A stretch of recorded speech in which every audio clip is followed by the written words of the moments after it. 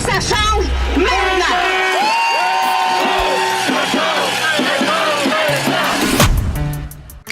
Bonjour.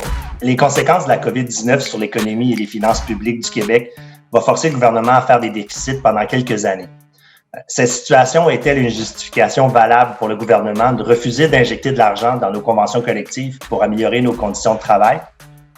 Notre analyse de la situation économique et financière révèle clairement que le Québec a les moyens d'investir dans nos conditions de travail. Tout d'abord, ce qu'il faut savoir, c'est que bien qu'on va faire un déficit au Québec, si on se compare aux autres provinces canadiennes, on se retrouve dans une situation plutôt favorable.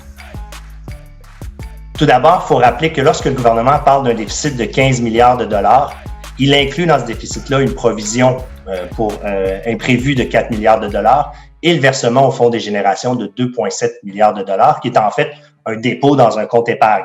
Donc, le déficit réel actuel est de 8,3 milliards de dollars.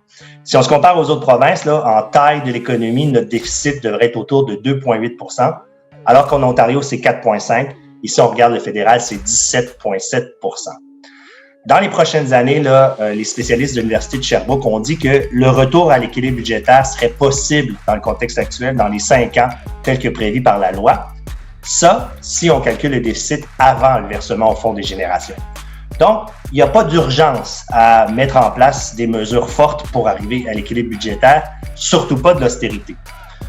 L'autre élément, c'est que cette urgence-là n'est pas justifiée par la problématique de la dette, de l'endettement au Québec.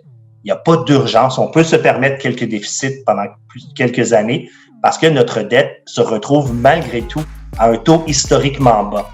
Vous avez ici le graphique du ministère des Finances qui démontre que le paiement de la dette, donc si on peut dire l'hypothèque du gouvernement, le paiement d'hypothèque vont représenter, après la crise, 7,5 % des revenus consolidés du gouvernement, alors qu'il se retrouvait à 14 % au début des années 2000 et même il y a 3 ans, là, on était à 9,1 %. Donc, on va se retrouver à une situation qui est meilleure après la crise que celle qu'on connaissait avant la crise. Du côté du fédéral, parce que c'est clair que le gouvernement fédéral fait beaucoup d'efforts financiers pour traverser la crise.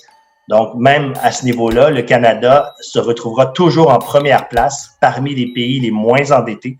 Si on se compare aux autres membres du G7, le Canada sera à 50 % de son PIB et juste après lui, l'Allemagne à 54 %, très loin derrière les États-Unis ou le Japon, qui sera à 177 %.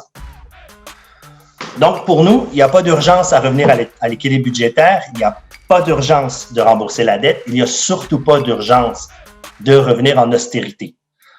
Pour nous, le gouvernement doit au contraire réinvestir dans les services publics parce qu'il doit renverser des décennies d'austérité et l'impact que ça a eu sur nos conditions de travail.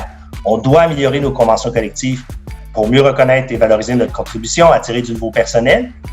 Mais aussi, il faut le rappeler, l'investissement dans les services publics, ce n'est pas uniquement une façon d'améliorer nos conditions de travail, c'est aussi une façon d'améliorer les services, mais c'est aussi une très bonne façon de relancer l'économie au Québec. Donc, on le voit ici, des investissements en santé ou en éducation ont un retour de 25 cents pour chaque dollar investi ou de 22 cents en santé. C'est une relance qui cible les femmes et c'est une relance qui est dans l'ensemble des régions du Québec.